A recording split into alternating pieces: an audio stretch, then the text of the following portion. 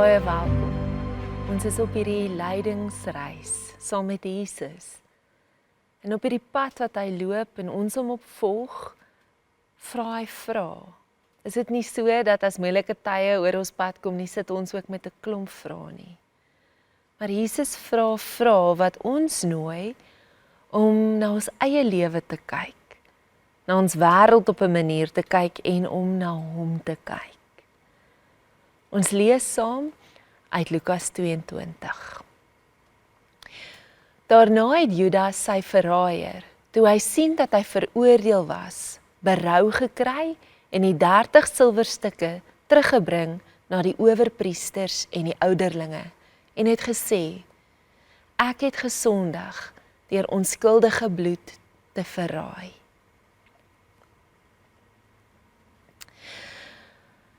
Ons sien iets van die pyn wat Judas beleef het nadat hy Jesus verraai het in hierdie gedeelte. Hy gaan na die priesters toe en hy erken, ek het 'n fout gemaak.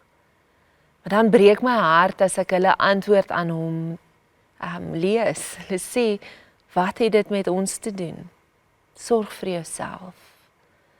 En hy gaan weg met skuldgevoelens wat hom versmoor. Dis tragies. Judas, oorweldig deur skuldgevoelens en hartseer, kon uiteindelik nie die hoop en lig van die opstanding leer ken nie.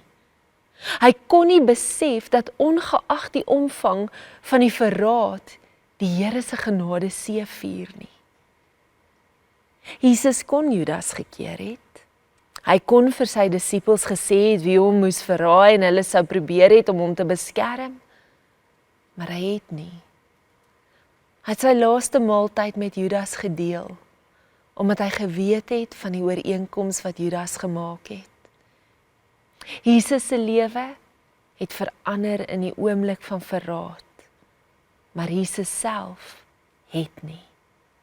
Hy wou steeds nie hê dat een van sy vyande seergemaak moet word nie, sy vriende seergemaak moet word nie. Hy het nie weggehardloop nie en hy het nie beklei nie. Ons kan nie die besluite van ander verander of hulle van sonde red nie. Maar dit hang van ons af hoe ons daarop reageer. Sal ons swaarde trek of liefde betoon aan diegene rondom ons? Sal ons ore afsny of genees? Mense na aan ons kan ons seermaak, maar ons het 'n keuse. Kan ons steeds daardie persoon lief hê en op die Here vertrou? En dan die realiteit dat ons ook seermaak. Soms verraai ons dade en woorde die mense waarvoor ons die liefste is. Ons is die Judas met motiewe in ons hart wat ons soms op maniere laat optree wat groot gevolge het en pyn veroorsaak aan onsself en aan ander. En ons kom nie by die opstanding uit sonder om deur hierdie moeilike deel van die storie te kom nie. Die tragedie van gebrokenheid, maar dan ook die diep afhanklikheid in elkeen van ons van die Here se genade. Dis in elkeen van ons. En hierdie gedeelte nooi ons na 2 plekke toe. Die eerste ene om my eie motiewe in my hart in kontak mee te kom. Te reflekteer, watter motiewe is ek besig om te vermy om dit na die Here toe te bring. Maar dan aan die ander kant, as ons kyk hoe Jesus met Judas gemaak het. Jesus het hom nie uitgejou nie, Jesus het hom nie verwerp nie, Jesus gaan steeds op sy knieë by die laaste ete en was Judas se voete. En wanneer Judas daar in die tuin kom, om Jesus met 'n soen te verraai, noem Jesus hom steeds vriend. Vir ons is Judas dalk die vyand in die storie, maar Jesus se hart het steeds lief, wil steeds vergewe. En as ons Jesus volg, Hoe volg ons hom ook daarin wanneer mense ons seermaak, ons verraai?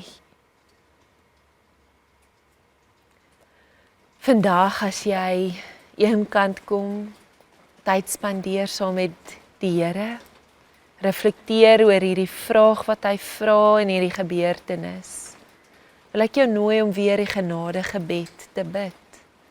Here, gee my die genade om bewus te raak van my tekortkominge en om u vergifnis daarvoor te ontvang. In Jesus naam. Amen.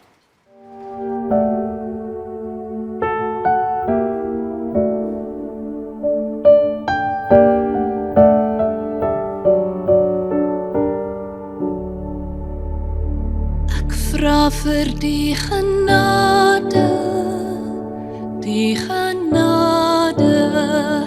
ek wil bewus raak van my tekortkominge, Here.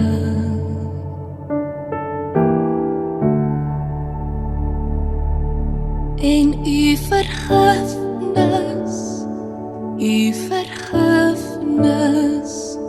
te ontvang vir al my tekortkominge, Here.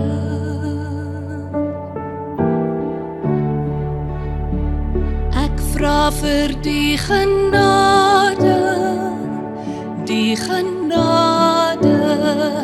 ek wil bewus raak van my tekortkominge, Here.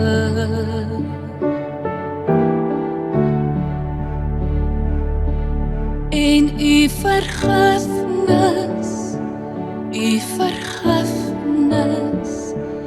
te ontvang vir al my tekortkominge, Here.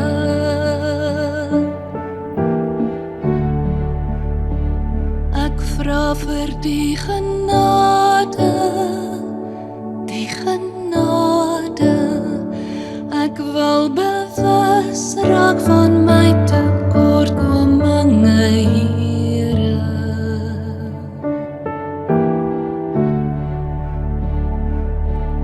En u vergifnis